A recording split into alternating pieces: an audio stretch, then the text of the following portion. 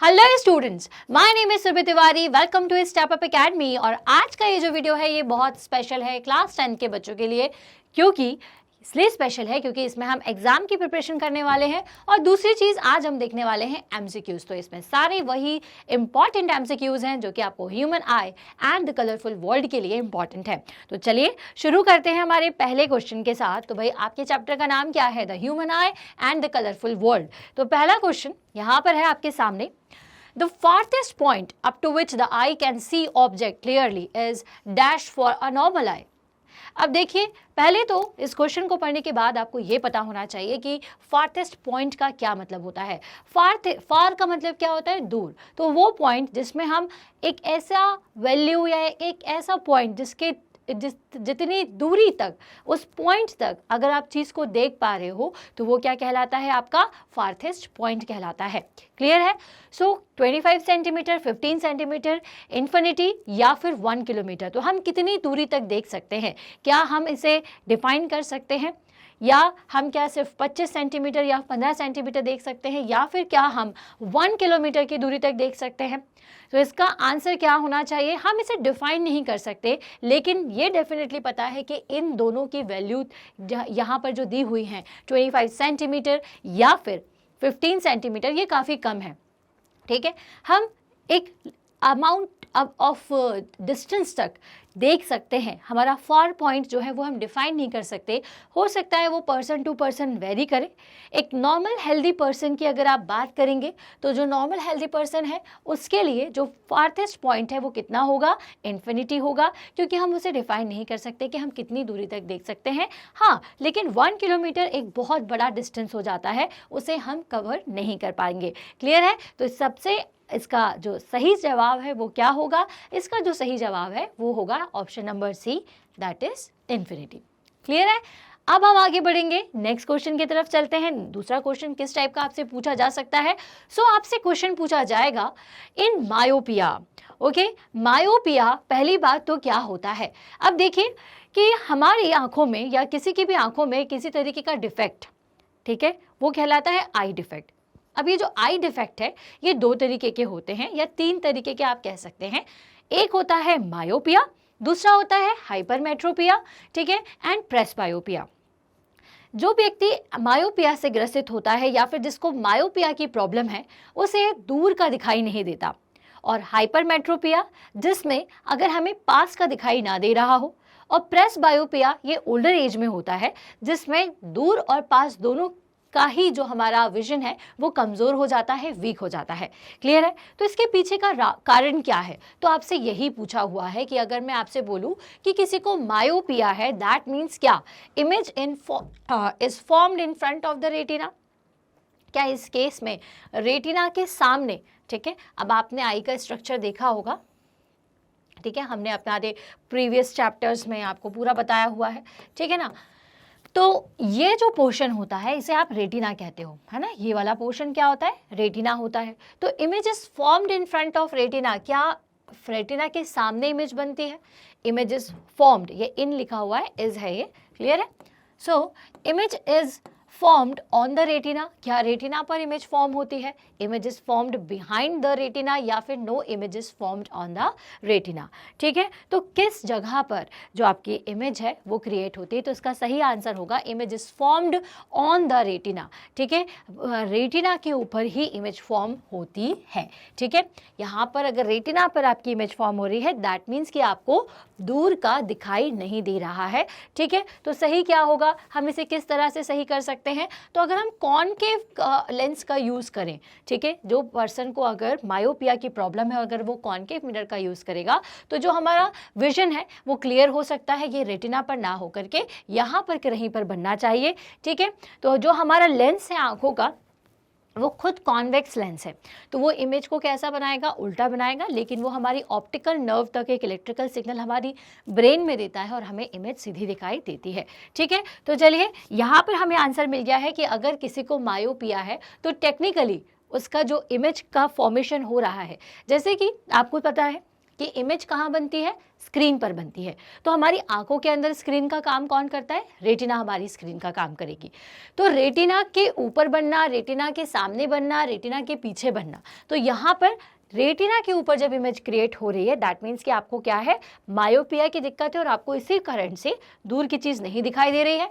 और अगर मैं इसके करेक्शन की बात करूं कि अगर किसी व्यक्ति को मायोपिया है तो वो करेक्ट कैसे किया जा सकता है, तो इसके करेक्शन के लिए हमें क्या करना पड़ेगा, हमें कॉनकेव लेंस का यूज़ करना होगा।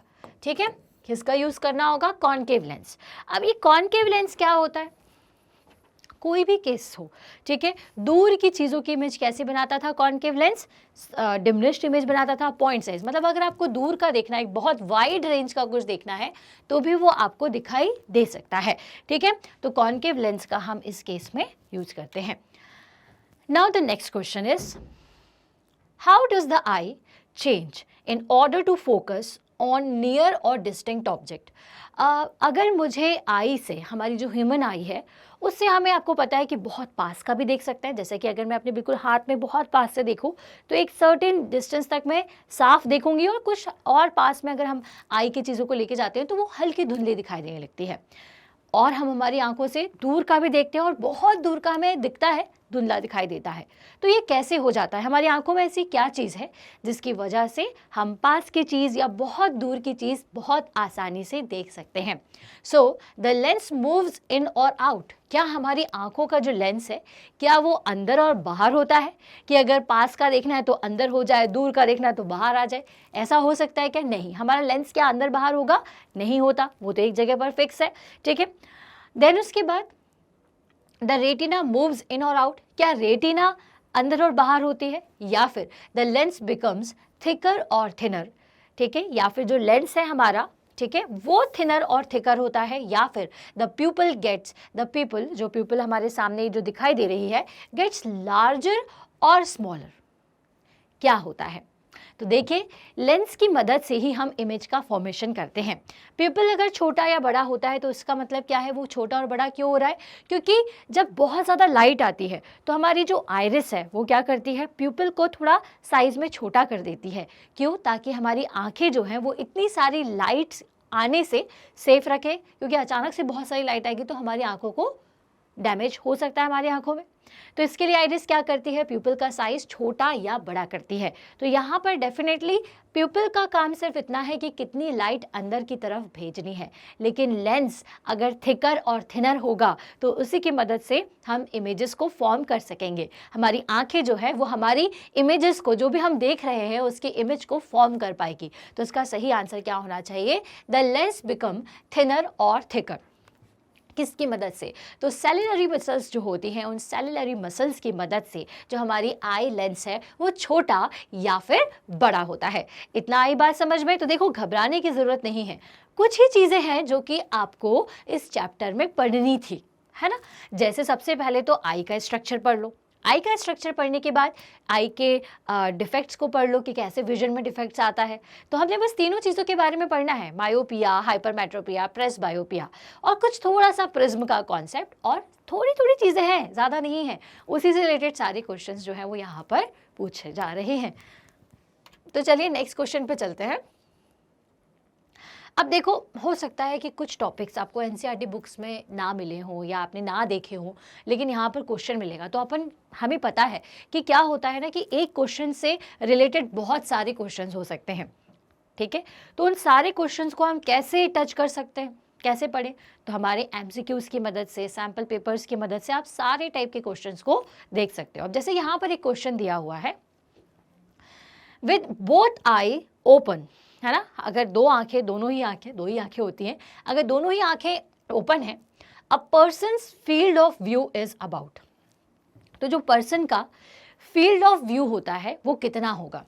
90%, 50%, 180 या 360। अब सबसे पहले तो फील्ड व्यू का मतलब मैं समझा दूँ। अब जैसे हम कभी कभी देखते हैं, ऐसा मतलब कभी कभी हमेशा देखते हैं, जब आप इस तरह से देख रहे होते हैं तो आपको कहाँ तक की चीज़ें दिखाई दे रही हैं। आपके लेफ्ट साइड में और राइट साइड में ये इस तरह से इतना एरिया जो है सामने का पूरा दिखाई देता है। मतलब कि कितना एंगल है, 180 डिग्री। 360 डिग्री एंगल में क्या होगा, अगर 360 डिग्री एंगल होगा, आपके आंखों की जो फील्ड व्यू है अगर 360 होता तो आपको क्या दिखता, ऊपर भी, सामने भी, पीछे भी, साइड में भी, हर जगह का इस तरह की पोजीशन में भी दिखाई देता। 50% मतलब एक छोटा सा पार्ट, अगर मैं यहाँ पे खड़ी हूँ तो बस मुझे इतना सामने दिखे और आजू बाजू कुछ भी ना दिखे, ब्लैंक एकदम ब्लैक दिखे, तो वो 50% होगा। ठीक है, 90% मतलब 50 से थोड़ा सा ज़्यादा, सिर्फ एक पोर्शन, एक आधा सा पोर्शन मुझे दिखाई दे रहा है। क्लियर है। तो भाई क्या होता है, इसका मतलब कि हमारी जो फील्ड व्यू है हमारी आंखों का वो कितना होता है, 180। ठीक है, क्योंकि 180 डिग्री एंगल कैसा होता है, इस तरह से होता है 180 डिग्री एंगल। ठीक है, दैट मीन्स कि सामने का यहाँ से यहाँ तक का पूरा व्यू जो है, अगर ये लाइन है और ये पूरा एंगल है, तो जितना ये जो एंगल क्रिएट हो रहा है उतने एंगल पर आपको सारी चीज़ें दिखाई देगी। हमारी आंखें 360 नहीं देख सकती क्योंकि हमें ऊपर नीचे दाएं बाएं हर जगह दिखाई नहीं देता है। तो इसका सही आंसर क्या होगा, इसका सही आंसर क्या होगा, आप अगर बात करें पर्सन के फील्ड व्यू की तो वो क्या होगा, वो होता है ऑप्शन नंबर सी, 180 डिग्री। अब मैं अगर आपसे कहूं कि अपनी एक आंख को बंद कर दूं और फिर देखो तो आपको कितना दिखाई देगा, आपको दिखाई देगा अगर आपकी वन आई क्या है, क्लोज है। ठीक है, तो आपको कितना दिखाई देगा, क्या वो मुझे पूरा 90 दिखाई देगा, जी नहीं, ऐसा नहीं होता है। अगर आपकी एक आंख बंद भी है तो आपको कितना दिखाई देगा, आपको 150 डिग्री दिखाई देगा। कितना दिखाई देगा, 150 डिग्री। क्लियर है। चलिए अब ये क्वेश्चन तो करेंगे हम यहीं खत्म, आगे चलते हैं, नेक्स्ट क्वेश्चन को देखते हैं। The human eye can focus object at different distances by adjusting the focal length of the eye lens. This is due to, अब हम आसपास की चीज़ों को, दूर की चीज़ों को किसकी मदद से देख पाते हैं, हमारी आंखों की मदद से। अब ये आंखें ऐसा जादू कैसे कर लेती हैं, तो हमें पता है कि हर लेंस की फोकल लेंथ होती है, उसी के अकॉर्डिंग हम दूर की चीज़ों को, पास की चीज़ों को आसानी से देख पाते हैं। तो हमारी आंखों में भी यही फोकल लेंथ का एडजस्टमेंट होता होगा। इस फोकल लेंथ के एडजस्टमेंट को क्या कहा जाता है, यही आपसे इस सवाल में पूछा हुआ है। क्लियर है। So the human eye can focus object at different distances by adjusting the focal length of the eye lens. This is due to, क्यों होता है ये, presbyopia, accommodation, near sightedness या फिर फार साइटेडनेस। अब देखिए प्रेस बायोपिया तो विजन का एक डिफेक्ट है जो कि ओल्डर एज में होता है। नियर साइटेडनेस का मतलब होता है कि आपको पास का देखने में डिफिकल्टी हो रही है, तो उससे आप नियर साइटेडनेस कह सकते हो। फार साइटेडनेस का मतलब, फार मतलब दूर, तो दूर का अगर आपको दिखाई नहीं दे रहा है तो वो फार साइटेडनेस है। क्लियर है। सो आप के पास ऑप्शन बनता है एकोमोडेशन। ठीक है, सो दिस एकोमोडेशन का मतलब क्या है, इस एकोमोडेशन का मतलब है ह्यूमन आई के केस में कि हमारी आई का जो फोकल लेंथ एडजस्टमेंट है, जिसकी वजह से हम पास का, दूर का आसानी से देख पाते हैं, उसे ही हम क्या कहते हैं, पावर ऑफ एकोमोडेशन, या सिंपल वर्ड में आप कह सकते हैं अकोमोडेशन। तो चलिए नेक्स्ट क्वेश्चन की तरफ बढ़ेंगे। The human eye possesses the power of accommodation. This is the power 2. Okay, अब हमने ये समझ लिया कि जो ह्यूमन आई में पावर ऑफ एकोमोडेशन होता है, सो ये पावर किसकी होती है, दिस इज द पावर 2। ये किस चीज़ के लिए पावर होती है, क्या करने के लिए, alter the diameter of pupil as the intensity of light changes. क्या इसी पावर की वजह से हमारी जो प्यूपिल का डायमीटर है वो चेंज होता है, मतलब जो हमारा प्यूपिल है, जो आप सामने देखते हो, वो छोटा या बड़ा दिखाई देता है। जब ज़्यादा लाइट होती है तो हम छोटा कर देते हैं, आयरिस हमारी छोटा कर देती है, और जब ज़्यादा अंधेरा होता है तो वो उसे बड़ा कर देती है। तो क्या ये पावर ऑफ अकोमोडेशन की वजह से होता है, नहीं, वो तो आयरिस के वजह से होता है, लाइट के, वो लाइट सेंसिटिव होती हैं, इसी वजह से ज़्यादा लाइट में उसका डायमीटर कम कर देती हैं और अंधेरे में बढ़ा देती हैं। Distinguish between lights off different colour, भाई पावर जो अकोमोडेशन है, क्या वो डिफरेंट लाइट कलर्स को डिस्टिंग्विश करती है, नहीं, ऐसा नहीं है, अलग अलग कलर को नहीं करती। Focus on object at different distances, क्या ये पावर ऑफ अकोमोडेशन जो है, ये जो पावर है, उसकी मदद से हमारी आंखें जो है वो अलग अलग ऑब्जेक्ट को फोकस कर पाती है? Decide which of the two object is closer, या फिर ये डिसाइड करती हैं कि दो ऑब्जेक्ट में से कौन सा ऑब्जेक्ट क्लोजर है। ये डिसाइड करने का काम कौन करेगा? ब्रेन करेगा, क्योंकि ब्रेन इन सारी चीज़ों को क्या करता है? हैंडल करता है। लेकिन focus on object at different distances, ये कैसे होगा? अगर हम फोकल लेंथ को एडजस्ट कर पाएंगे तभी हम डिफरेंट डिस्टेंसेस पर रखे हुए ऑब्जेक्ट को भी फोकस कर पाएंगे। ओके, तो इसका मतलब, इसका आंसर क्या होगा? क्योंकि पावर का मतलब यही होता है, पावर ऑफ अकोमोडेशन, अभी हमने पिछले क्वेश्चन में पढ़ा, तो इसलिए इसका ऑप्शन का आंसर होगा option number C, that is focus on object at different distances. So the human eye possesses the power of accommodation and this is the power to focus on object at different distances. Clear है? Okay, I hope आपको ये समझ में आया हो। चलिए अब next चलते हैं अगले क्वेश्चन की तरफ। Following is true for hypermetropia, है ना? इनमें से कौन सी चीज हाइपरमेट्रोपिया के लिए अच्छी है, सही है, ये आपको बतानी है। अच्छी का मतलब सही है, ये बतानी है, ठीक है। So it can be corrected by using a convex lens, क्या इसे हम कॉन्वेक्स लेंस की मदद से करेक्ट कर सकते हैं? It may arises when focal length of eye lens is too long, ठीक है। अगर ये कब होता है? जब फोकल लेंथ जो होती है हमारी लेंस की वो बहुत ज़्यादा बढ़ जाती है। Next is it may arises when eye ball has become too small, क्या ये आपका जो आई बॉल है वो अगर बहुत छोटा हो जाता है उस वजह से भी क्या हाइपरमेट्रोपिया की प्रॉब्लम हो सकती है?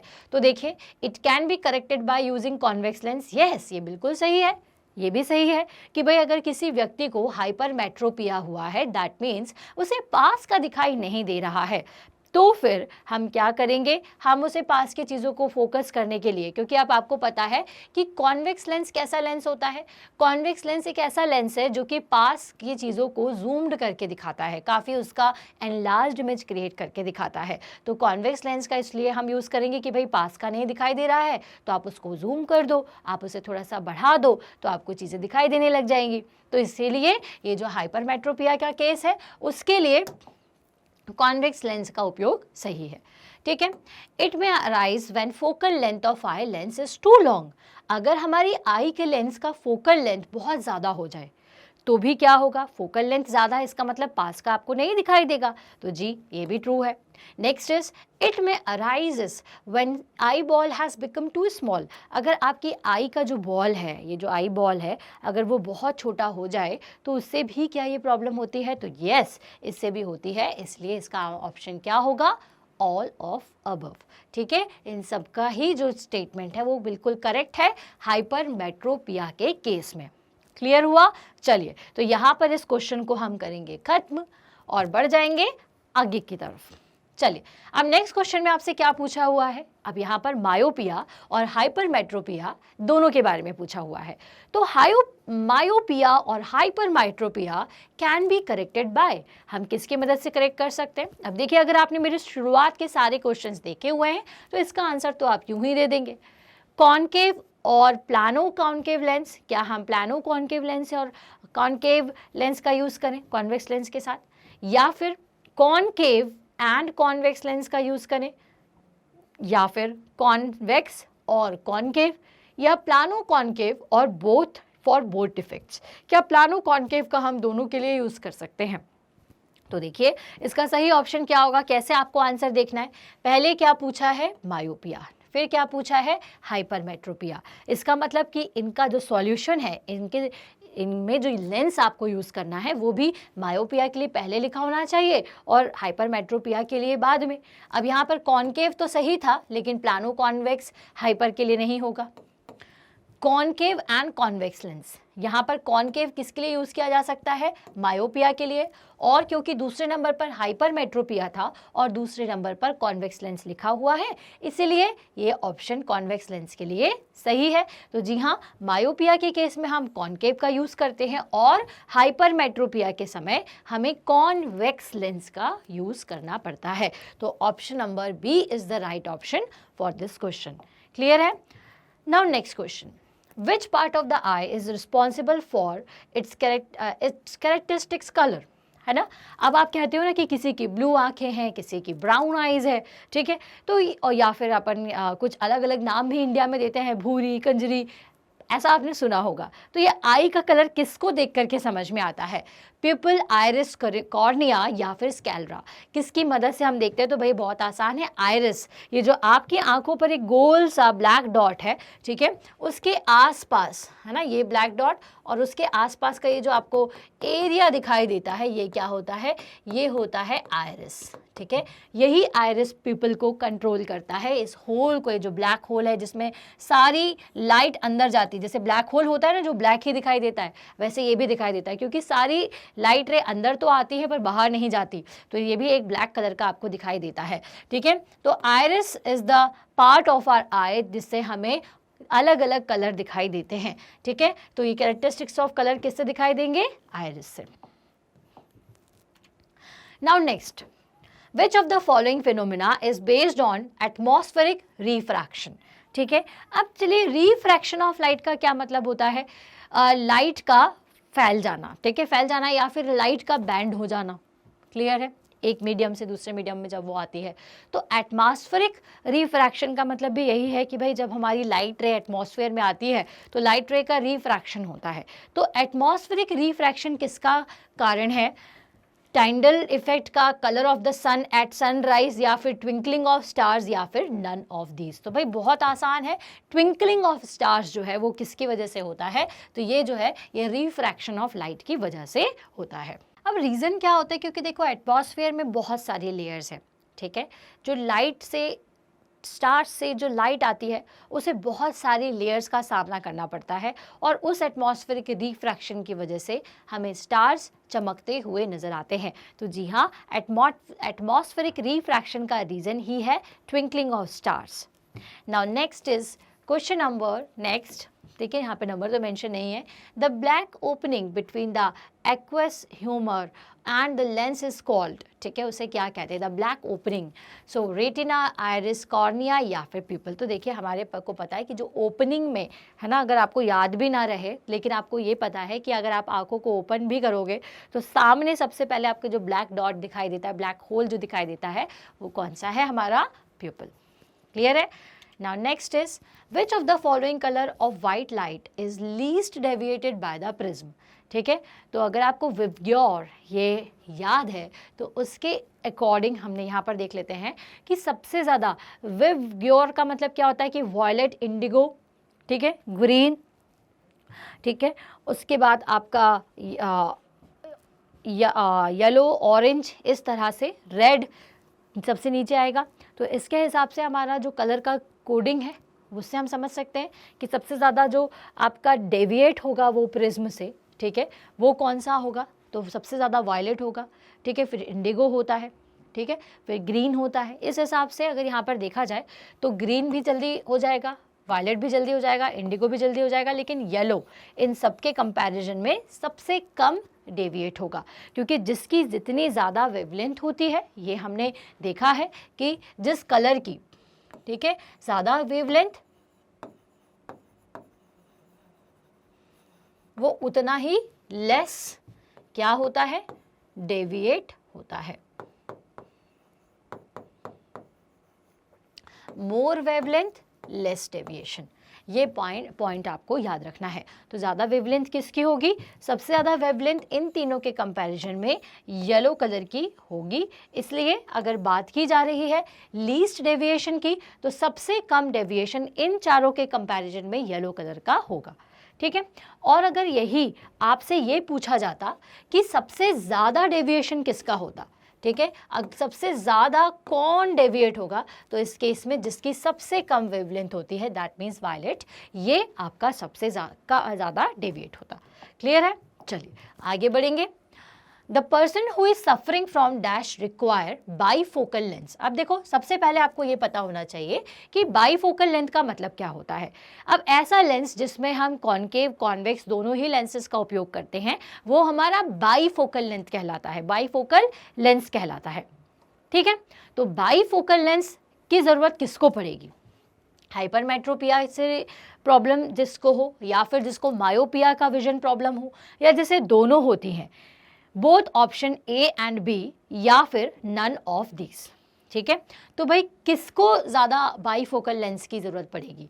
तो देखिए यहाँ पर अगर किसी को हाइपरमेट्रोपिया है तो वो कॉनकेव लेंस का यूज़ करेगा, जिसको मायोपिया है सॉरी कॉन्वेक्स का यूज़ करेगा। ठीक है, किसका यूज़ करेगा? कॉन्वेक्स का, सॉरी कॉनकेव का, है ना। और ये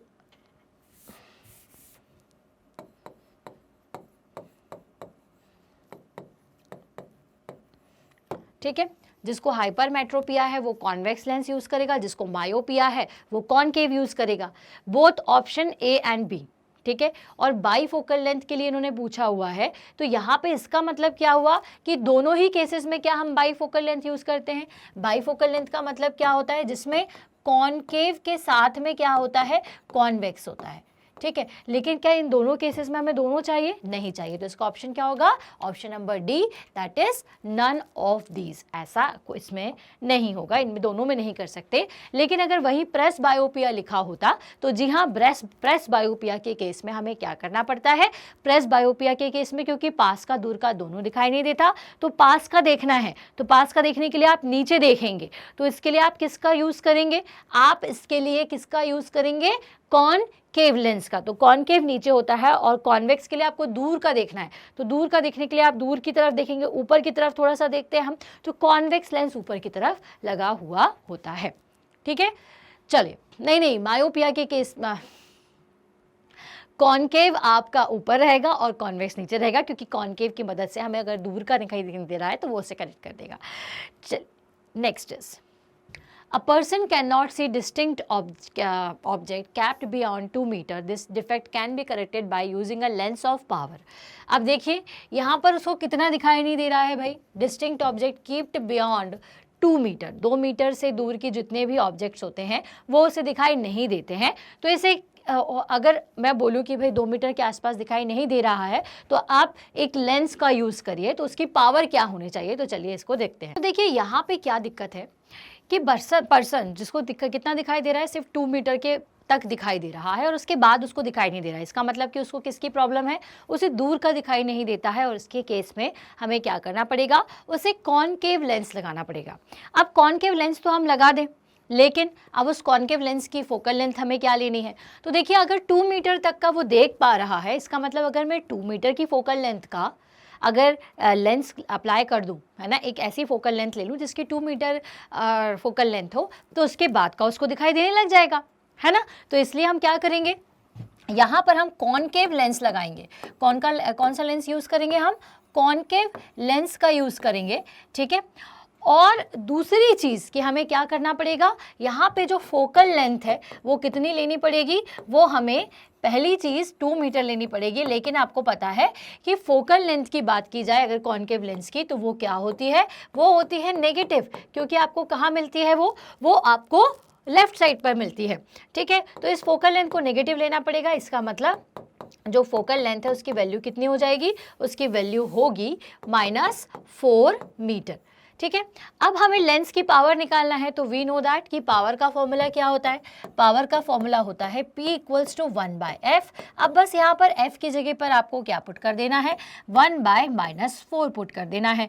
ठीक है, तो इसकी वैल्यू क्या आ जाएगी? इसकी वैल्यू आएगी -0.5, और पावर की यूनिट क्या होती है यहाँ पर लेंस की पावर की? डायप्टर। तो हम इसे डायप्टर में लिख देंगे, तो आंसर इज -0.5 डायप्टर। क्लियर है? चलिए, तो यहाँ पर ये क्वेश्चन होगा खत्म और आगे बढ़ेंगे हम नेक्स्ट क्वेश्चन की तरफ। तो if the distance of the far point for a myopia patient is double.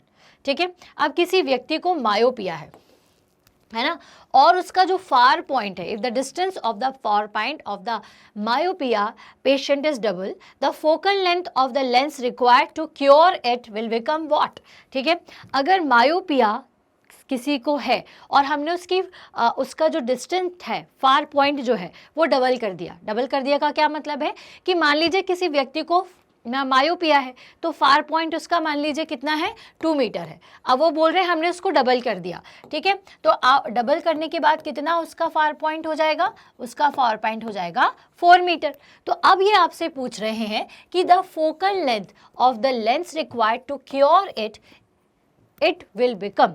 तो इसका मतलब क्या कि आप जो लेंस उसको यूज करने के लिए देंगे तो उस लेंस का फोकल लेंथ कैसा होगा, क्या होगा उस फोकल लेंथ के लिए। तो मान लीजिए कि किसी व्यक्ति का फार पॉइंट, अगर किसी व्यक्ति को मायोपिया है तो मतलब उसको दूर का दिखाई नहीं दे रहा होगा, तो हम सबसे पहले तो ये जानेंगे कि उसका फार पॉइंट क्या है, कितनी दूरी तक उसे दिखाई दे रहा है। तो इन्होंने क्या बताया कि 2 मीटर दिख रहा था, हमने उसको डबल कर दिया, मतलब कि 4 मीटर दिख रहा है। तो इसका मतलब डबल कर दिया, मान लीजिए कि पहले लेंस कितना लग रहा हो, पहले जो लेंस का फोकल पॉइंट हो, या फिर अगर बात की जाए फोकल लेंथ की, तो पहले लेंस की जो फोकल लेंथ थी, ठीक है, मान लीजिए वो 2 मीटर थी। अब जब ये डबल हो गया, मतलब कि अगर फार पॉइंट को आप डबल कर दोगे तो इसका मतलब आपको क्या करना पड़ेगा, पहले आपने कितना बड़ा लेंस लगाया, उतना बड़ा लेंस लगाया जिसकी जो फोकल लेंथ है वो 2 मीटर है, ठीक है, फोकल लेंथ 2 मीटर कर दी। इसका मतलब कि अब हमने इतना ऐसा लेंस लगा दिया है जिसकी फोकल लेंथ ही 2 मीटर के बराबर होगी, तो उससे आपको कितना दिखाई देगा, 2 मीटर के बाद का भी दिखाई देने लग जाएगा। अब अगर फार पॉइंट मतलब उसको 4 मीटर का दिखाई दे रहा है और आगे का दिखाना है, तो आपको क्या करना पड़ेगा, फोकल लेंथ बढ़ा देना पड़ेगी लेंस की। तो फोकल लेंथ कितनी हो जाएगी आपकी, अब फोकल लेंथ जो है वो 4 मीटर हो जाएगी। तो दैट मीन्स क्या कि आपको फार पॉइंट डबल हो रहा है तो फोकल लेंथ भी क्या होगी, डबल होगी। तो इसका ऑप्शन क्या होगा, option number B, that is double. अब आगे आएंगे नेक्स्ट क्वेश्चन की तरफ। What type of image is formed by the eye lens on the retina. अब हमारी आंखों में लेंस है, हमारी आंखों में ही स्क्रीन है, तो हमारी आई का जो लेंस है वो किस तरह का लेंस है और वो कैसी इमेज बनाता है। तो हमारा जो आई लेंस है वो कौन सा लेंस होता है, वो होता है कॉन्वेक्स लेंस, ठीक है। और कॉन्वेक्स लेंस की अगर बात की जाए तो कॉन्वेक्स लेंस कैसी इमेज क्रिएट करता है, रियल एंड इन्वर्टेड। कैसी इमेज बनाता है, रियल बनाता है और इन्वर्टेड, मतलब रियल इमेज होगी क्योंकि हमें स्क्रीन पर मिल रही है। और हमारी आंखों की स्क्रीन कौन है, कौन स्क्रीन का काम करता है, तो रेटिना जो है वो हमारी आंखों के लिए किसका काम करती है, स्क्रीन का काम करती है। तो अगर कॉन्वेक्स लेंस है हमारी आंखों के अंदर का लेंस, तो वो रियल और इन्वर्टेड इमेज ही बनाएगा। तो इसका मतलब ऑप्शन नंबर सी सही होना चाहिए। अब भाई अगर उल्टी इमेज दिखती तो हमें सीधा कैसे दिखाई देता है, ऐसे इसलिए दिखाई देता है, यहाँ पर हमारा ब्रेन काम करता है, ऑप्टिकल नर्व क्या करती है, ठीक है, ऑप्टिकल नर्व हमारे आँखों से जुड़ती है और हमारी आँखों को कनेक्ट करती है किसके साथ, आपके ब्रेन के साथ। तो ऑप्टिकल नर्व यहाँ आपकी आई से सिग्नल को लेगी, ठीक है, इस पूरी इंफॉर्मेशन को कैरी करेगी और कहाँ लेकर के जाती है, आपके ब्रेन में लेकर के जाती है। और फिर ब्रेन भाई क्या करता है, बड़ा स्मार्ट होता है, वो क्या कर देता है, उस रियल के साथ में उस इमेज को इरेक्ट कर देता है, ठीक है। कैसी इमेज बना देता है, ये इरेक्ट इमेज बना देता है। तो मेनली यहाँ पर फंडा किसका है कि इरेक्ट इमेज कैसे मिलती है, तो बाय यूज ऑफ ब्रेन। चलिए, तो मतलब हमारी आंखों का जो लेंस है वो उल्टी इमेज देता है, लेकिन जब तक दिमाग काम नहीं करेगा हम उसे सीधा नहीं कर सकते।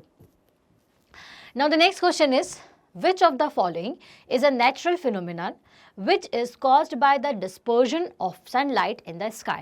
अब इस क्वेश्चन को करें उससे पहले क्या जरूरी है, आपको ये पता होना चाहिए कि what do you mean by dispersion of light, ठीक है। तो व्हाइट लाइट का, अब आपको लाइट कैसे दिखाई देती है, व्हाइट, ठीक है।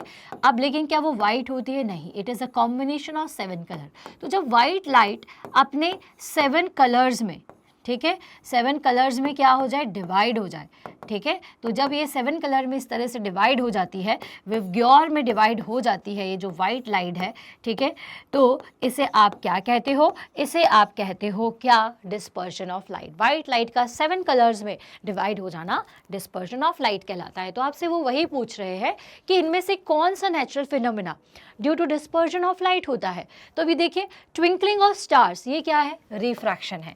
रिफ्रैक्शन कैसा है, क्योंकि ट्विंकलिंग ऑफ स्टार्स, कहीं स्पेस में आपको वो स्टार दिख रहा है, उस लाइट को आपके एटमॉस्फेयर में आने के लिए बहुत सारे लेयर्स को क्रॉस करना पड़ेगा, मतलब हर लेयर पर रिफ्रैक्शन होगा जिसकी वजह से आपको स्टार्स जो है वो चमकते हुए दिखाई देते हैं। Star seem higher than they actually are, ठीक है, और जितनी दूरी पर होते हैं उससे ज़्यादा का तो कोई कॉन्सेप्ट यहाँ पर नज़र मुझे नहीं आ रहा है। फिर advanced sunrise and delayed sunset, क्या ये सनसेट और सनराइज जो है ये क्या डिस्पर्जन के कारण होता है? नहीं, ये भी नहीं होता। तो कारण क्या है इसका? कारण है रेनबो। रेनबो का जो फॉर्मेशन है वो डिस्पर्जन ऑफ लाइट का एग्जाम्पल है। क्लियर है? अब आगे बढ़ेंगे और नेक्स्ट क्वेश्चन की तरफ चलेंगे। A student sitting on the last bench can read the letters written on the blackboard but is not able to read the letters written in his textbook. अब एक बच्चा बैठा हुआ, उसको बोर्ड पर तो सब दिखाई देता है लेकिन बुक पर नहीं दिखाई देता है। इसका मतलब उसे क्या है? उसे हाइपरमेट्रोपिया की प्रॉब्लम है, क्योंकि उसे दूर का तो दिखाई दे रहा है पर पास का दिखाई नहीं दे रहा है। Which of the following statement is correct? अब इसमें से क्या स्टेटमेंट उसके लिए सही है? The near point of his eyes has receded away. receded मतलब कम हो गया है, उसका near point कम हो गया है।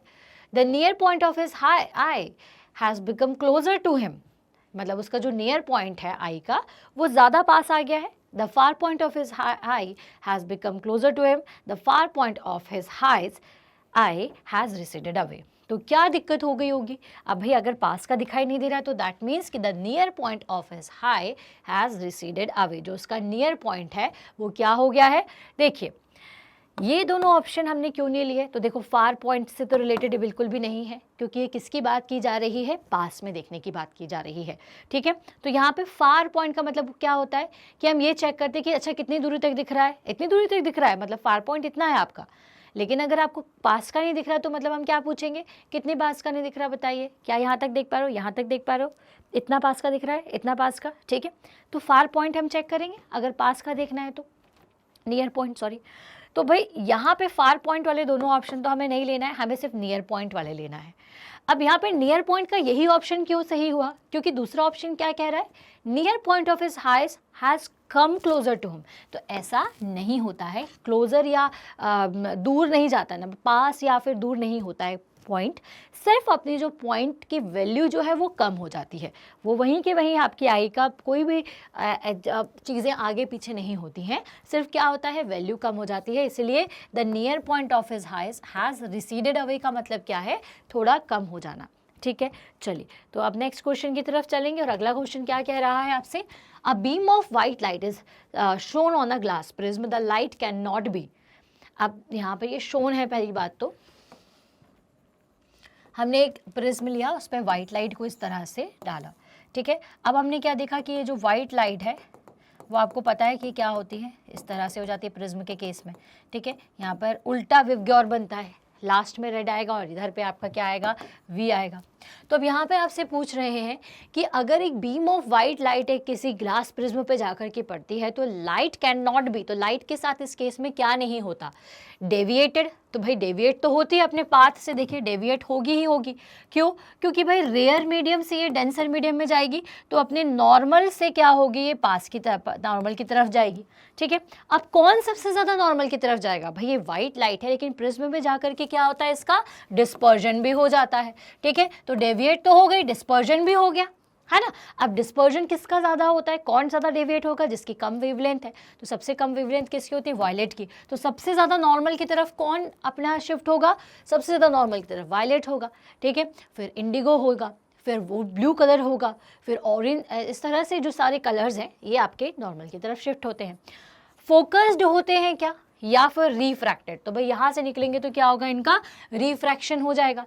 लेकिन क्या ये सभी, तो रिफ्रैक्शन भी होता है, लेकिन फोकस्ड होने का क्या मतलब है? कि प्रिज्म में आए और एक पॉइंट पर जाकर के मिल गए, ऐसा होगा क्या? नहीं, जैसे आते हैं वैसे के वैसे ये बाहर इस तरह से कलर्स निकल जाते हैं, ठीक है। तो फोकस्ड नहीं होते हैं, ओके। तो a beam of white light is shown on the glass prism, the light can not be focused. बाकी सारी जो चीज़ें हैं ये हमारे लाइट के साथ में होती हैं। अब इस क्वेश्चन के बाद आगे बढ़ेंगे। Power of accommodation of I implies this. Power of accommodation का मतलब क्या है? Control intensity, prevent internal reflection of light, change of focal length of eye lens या ऑल ऑफ द अबव।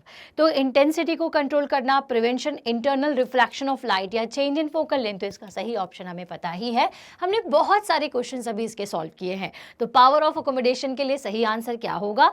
सही आंसर होगा change of focal length of I length. तो भाई आई का फोकल लेंथ का एडजस्टमेंट का काम ही क्या होता है, power of accumulation. If there had been one eye of the man then, अब भाई हमारी जो नॉर्मली हमारी आंखें दो होती हैं, ठीक है, इन दो आंखों की वजह से ही हमें क्या होता है, चीज़ें दिखाई देती हैं, ठीक है। लेकिन अगर मान लो कि हमारी दो आंखें ना हो करके क्या होती, सिर्फ एक आंख होती, तो क्या होता, अगर हमारी सिर्फ एक आंख होती तो क्या क्या चीज़ें हो सकती थी, image of the object would have been inverted, क्या हमें उल्टी चीज़ें दिखाई देती, नहीं, हमें सीधी ही चीज़ें दिखाई देती है ना। अब भाई ये एक आंख वाला है तो भाई इसको तो दुख होगा ही ना ऐसे। Visible region would have decreased, मतलब कि जो विजुअल रीजन है वो डिक्रीज हो जाता है ना। Image would not be 3 dimensional. तो जी हाँ, देखिए दो चीज़ें हो सकती हैं, अगर किसी व्यक्ति की दो आंखों की जगह एक आंख होती सिर्फ ऐसी, ठीक है, तो उस केस में क्या होता कि जो हमारा विजुअल रीजन है वो कम हो जाता है। क्योंकि देखिए अभी हम इस पोजीशन में हमारा आई है, अगर एक आई को आप छुपा भी लेते हैं तो क्या होता है, आपको 180 की जगह आपका जो विजुअल रीजन है वो 150 डिग्री हो जाता है। लेकिन अगर बीच में है तो फिर उस केस में क्या होगा, तो उस केस में हमें कितना दिखाई देगा, उस केस में हमें सिर्फ थोड़ा कितना पोर्शन दिखाई देगा, डिक्रीज्ड होगा। वो कितना रीजन होगा, वो डिक्रीज्ड रीजन होगा। और दूसरी चीज़, आपको जितनी भी इमेज दिखाई दे रही हैं वो 3 डायमेंशनल नहीं दिखाई देंगी। 3 डायमेंशनल का मतलब क्या है, हाइट, विड्थ, ठीक है, सब कुछ दिखाई देना, लेंथ भी दिख रही है, हाइट भी दिख रही है, विड्थ भी दिख रही है, ठीक है। तो ये सारी चीज़ें उसमें केस में 3 डायमेंशनल व्यू आपको नहीं मिलेगा। तो इसका ऑप्शन क्या होना चाहिए, बी एंड सी, मतलब कि विजुअल रीजन भी चला कम हो जाएगा और दूसरी चीज़ 3 डायमेंशनल व्यू भी हमें नहीं मिलेगा।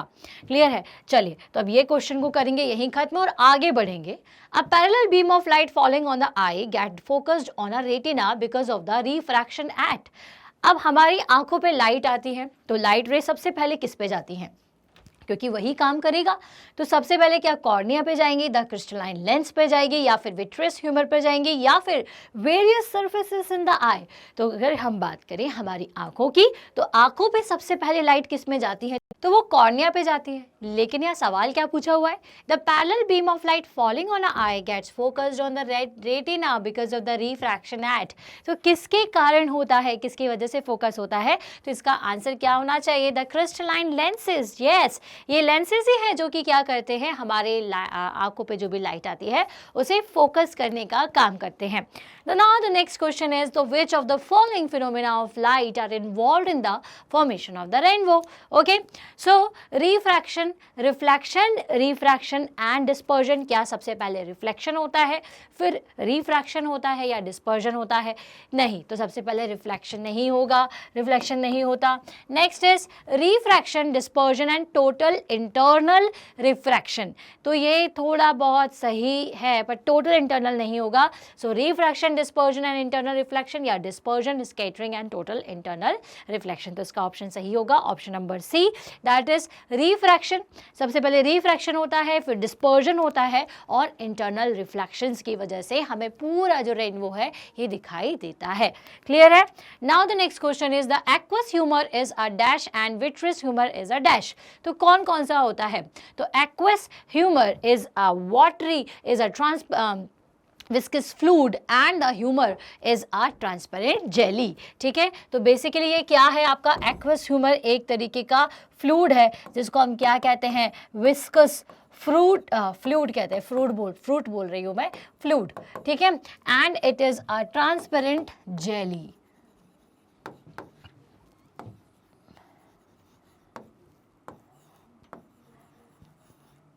क्लियर है। चलिए, तो ये ट्रांसपेरेंट जेली होगा और ये क्या होगा, आपका विस्कस फ्लूइड होगा। Now the next question is, the coloured light having the maximum speed in glass prism is. अब भाई किसकी स्पीड सबसे ज़्यादा होगी, तो जिसकी वेवलेंथ क्या होती है, ज़्यादा होती है, उसकी स्पीड भी ज़्यादा होती है, वेवलेंथ ज़्यादा है, तो फिर उनका डिस्पर्जन भी क्या, उसका जो डिस्पर्जन है वो भी सबसे ज़्यादा कम होता है। ठीक है, तो अब यहाँ पे वेवलेंथ किसकी ज़्यादा है, पहले तो मुझे ये देख लेते हैं हम तीनों में, चारों में, तो सबसे ज़्यादा येलो की है। तो येलो का अगर हम उसे ग्लास प्रिज्म में भेजेंगे लाइट को, तो सबसे ज़्यादा स्पीड किसकी रहेगी एज़ कम्पेयर टू ये चारों, येलो की रहेगी। क्यों भाई, क्योंकि इसकी वेवलेंथ ज़्यादा होती है। क्लियर है। चलिए, तो जैसे ज़्यादा मार्क्स होने के कई सारे फ़ायदे होते हैं, वैसे ज़्यादा वेवलेंथ होने के भी बहुत सारे फ़ायदे इन्हें नज़र आते हैं। चलिए, अब व्हेन लाइट रे enter the I most of the refraction occur eight, तो जब हमारी लाइट रे जो है वो आंखों में एंटर करती है तो सबसे ज़्यादा रिफ्रैक्शन कहाँ पर होता है? क्रिस्टलाइन लेंसेज पर, outer surface of the cornea, iris या फिर पीपल पर। तो सबसे ज़्यादा होता है आपके आउटर सरफेस ऑफ कॉर्निया पर। कॉर्निया पर जैसे ही लाइट आती है तो मैक्सिमम रिफ्रैक्शन जो है वो किस पर हो जाता है? कॉर्निया पर हो जाता है। चलिए, a real image is formed by the light ray after reflection और रिफ्रैक्शन व्हेन दे। अब अगर रियल इमेज फॉर्म हो रही है, ठीक है, तो वो किसकी वजह से होगी? The real image is formed by the light ray after reflection और refraction when they actually meet और इंटरसेक्ट विथ ईच अदर। ठीक है, तो इमेज का फॉर्म होती है जब वो मीट करें या फिर एक दूसरे को जाकर के मिले, actually converge at a point या फिर एक पॉइंट पर आकर के मिले, appear to meet when they are produced in a backward direction, या फिर मिलती हुई दिखाई दे, तो ये तो बिल्कुल भी नहीं होता है बैकवर्ड डायरेक्शन में जाएंगी तो। ठीक है, appear to diverge from a point which of the above statement are correct. तो भाई आपके जो ऑप्शन नंबर ए और बी होने चाहिए वो बिल्कुल करेक्ट होना चाहिए, कि तभी हमारे, क्योंकि हमने चाहे मिरर्स पढ़े हो चाहे लेंसेज पढ़े हो, सभी में एक चीज़ तो ये सीखी हुई है कि जब लाइट रे आपस में जाकर के मीट करती है, किसी एक पॉइंट पर जाकर के मिलती है, ठीक है, जब दो पैरेलल लाइट रे आती है वो फोकस पे जाके मिलती हैं, या फिर जहाँ पर भी उनका वो पॉइंट होते हैं जहाँ पर दो लाइट रे आकर के मिल रही होती है, उसी को ही हम क्या कहते हैं? उसी को ही कहते हैं कि वहां पर इमेज का फॉर्मेशन होगा। अब या तो आप ये कह लीजिए या फिर हम कह सकते हैं कि actually converge at a point, अगर किसी पॉइंट पर जाकर के मिल रही है, कन्वर्ज होने का मतलब भी यही होता है कि एक पॉइंट पर आकर के मिल जाना। ठीक है, तो इसीलिए अगर रियल इमेज बन रही है तो इसका मतलब क्या हो रहा है कि दोनों लाइट रेज जो है वो आकर के कन्वर्ज हो रही है या फिर मीट कर रही हैं एक पॉइंट पर।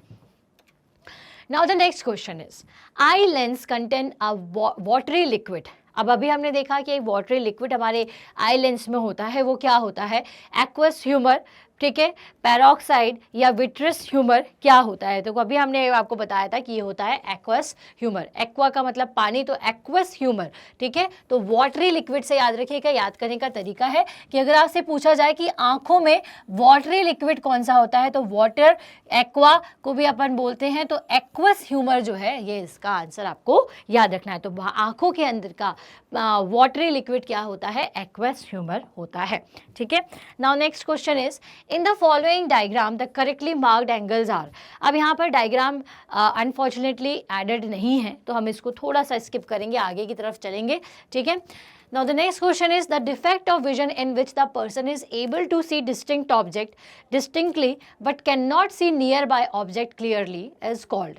ठीक है, अब अगर किसी व्यक्ति को कोई विजन का डिफेक्ट है जिसके कारण वो दूर के ऑब्जेक्ट्स को तो देख लेता है बट वो पास के ऑब्जेक्ट को नहीं देख पाता है, तो उसे क्या है? लॉन्ग साइटेडनेस है, फार साइटेडनेस है, या फिर हाइपरमेट्रोपिया है, या फिर ये सभी कुछ है। तो भाई इस व्यक्ति को आपके सारी चीज़ें ही होंगी, क्योंकि वो लॉन्ग साइटेडनेस भी कहला सकती है, फार साइटेडनेस भी हम कह सकते हैं, भाई दूर का उसको दिखाई नहीं दे रहा है, हाइपरमेट्रोपिया है ना, ये सारी चीज़ें उसको है। मतलब देखो क्या है क्वेश्चन बेसिकली कि the defect of vision in which the person is able to see distinct object distinctly, okay, मतलब दूर की चीज़ों को देख पा रहा है but can not see nearby object. ठीक है, तो आप उसे क्या कहोगे? लॉन्ग साइटेडनेस कहोगे, फार साइटेडनेस कहोगे, या हाइपरमेट्रोपिया कहोगे? तो लॉन्ग साइटेडनेस मतलब कि दूर का दिखाई देता है, फार साइटेडनेस मतलब दूर का दिखाई देता है, हाइपरमेट्रोपिया मतलब पास का दिखाई नहीं देता। तो दूर का दिखाई देता मतलब कि पास का दिखाई उसको नहीं दे रहा, उसकी साइट कैसी है? दूर के देखने वाली, पास की नहीं है, इसलिए हम इसको क्या कह सकते हैं? ऑल ऑफ द अबव कह सकते हैं। ठीक है, शायद स्पीड थोड़ी सी बढ़ गई, अब अपन थोड़ा सा कम कर ले तो आगे बढ़ते हैं। तो the day is longer on the earth by about 4 minutes because the earth is round in shape. अब क्या अर्थ राउंड शेप की है? इसलिए the earth rotates on its axis, क्या वो अपने एक्सिस पर घूमती है।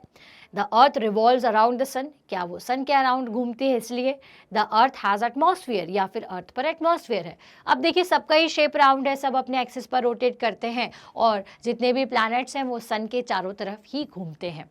तो इसका क्या मतलब होना चाहिए? इसका यही मतलब होना चाहिए कि भाई क्योंकि अर्थ पर एटमॉस्फेयर है, इसी वजह से, उस एटमॉस्फेरिक रिफ्रैक्शन की वजह से हमारे यहाँ पर जो दिन है वो 4 मिनट आपको ज़्यादा दिखाई देता है।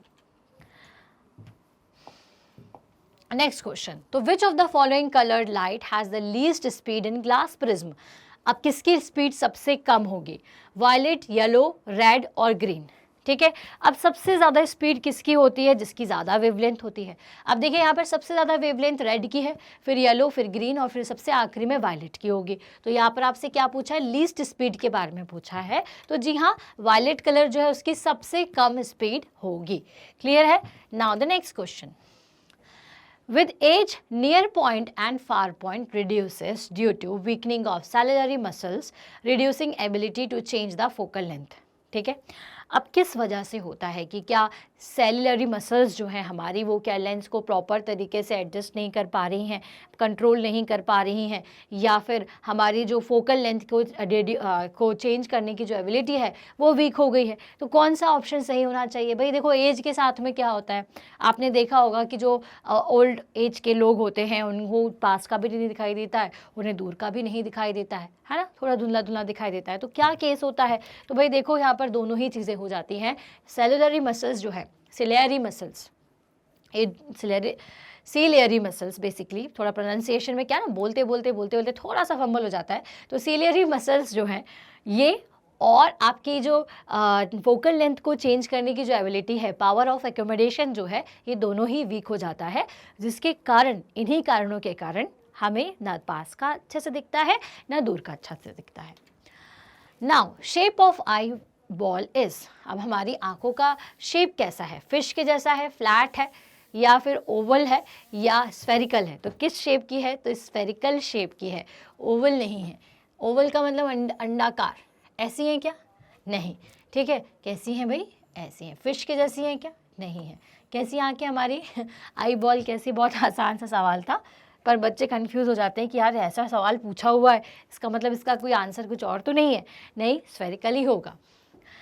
चलिए, a glass slab is placed over a page on which the word Vivgyor is printed with each letter is in corresponding color. Then which of the following is correct?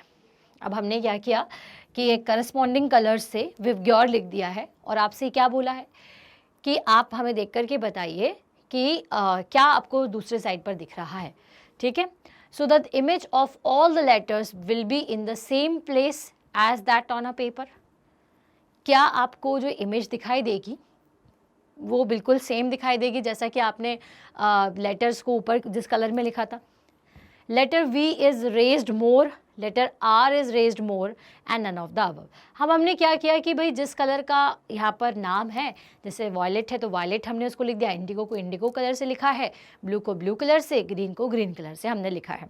तो इसमें आपको क्या दिखाई देगा, the image of all the letters will be in the same place. नहीं, ऐसा नहीं होगा, क्योंकि भाई कलर क्या है, कलर के डिफरेंस की वजह से रिफ्रैक्शन ये एक रेयर मीडियम से डेंसर मीडियम की तरफ आएंगी तो क्या होगा, जो ज़्यादा आपकी वेवलेंथ का होगा वो तो कम आपका बैंड होगा और साथ ही साथ उसकी स्पीड भी ज़्यादा रहेगी तो ज़्यादा आपको दिखाई देगा, है ना।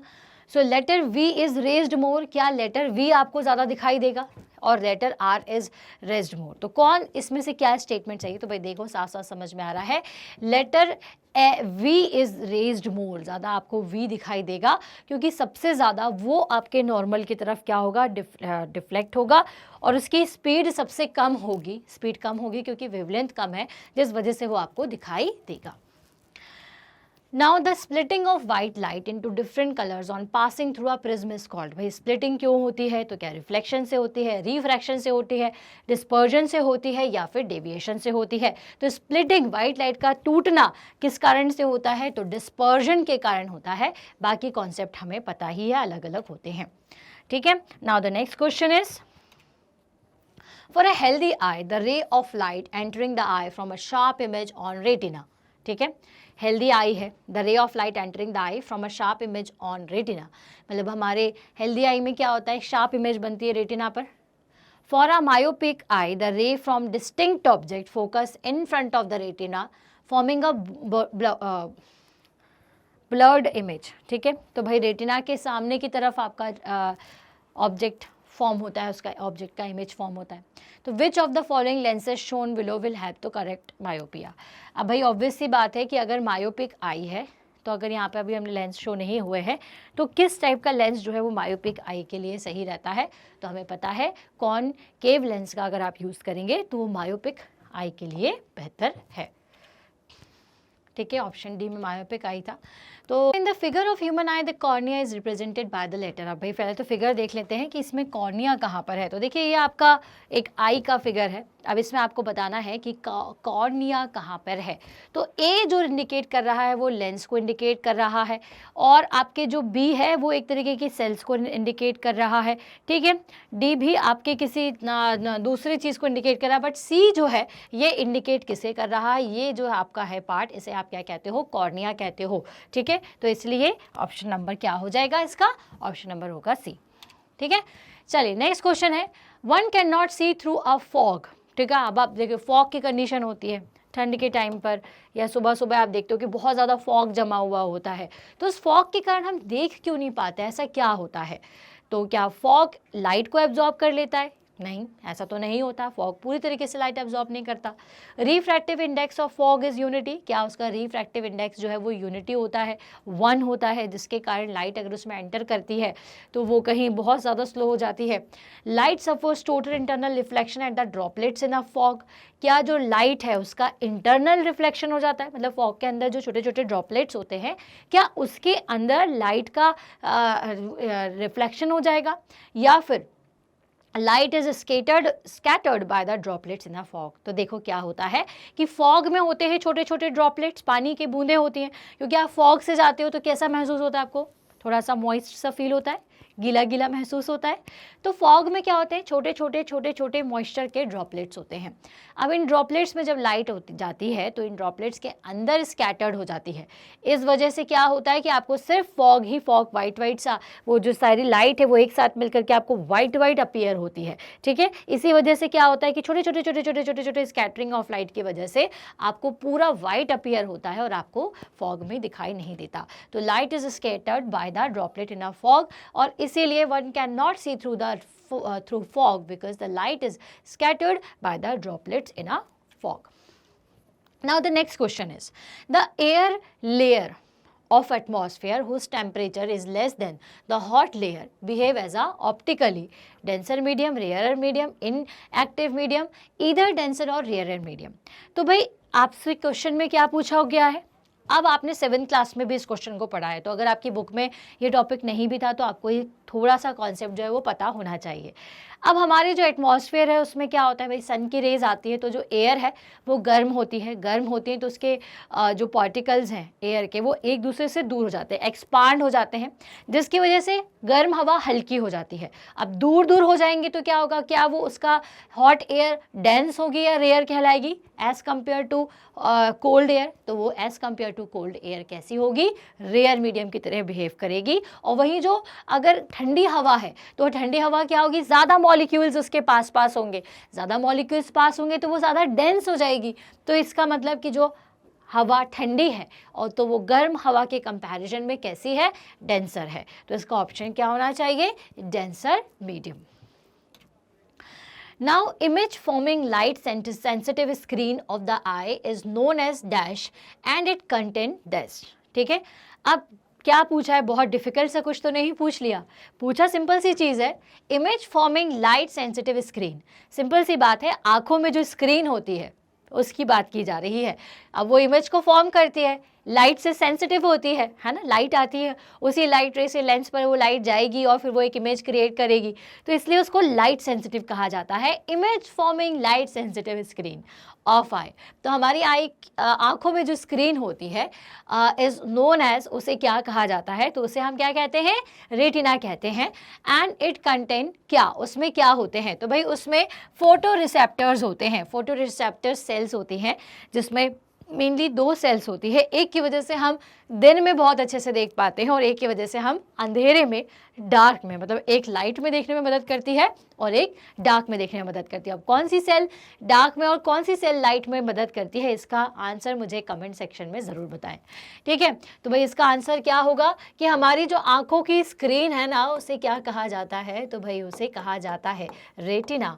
एंड इट कंटेन, क्या कंटेन करती है, तो ये कंटेन करती हैं फोटो रिसेप्टर्स। ठीक है, फोटो रेसेप्टर सेल्स।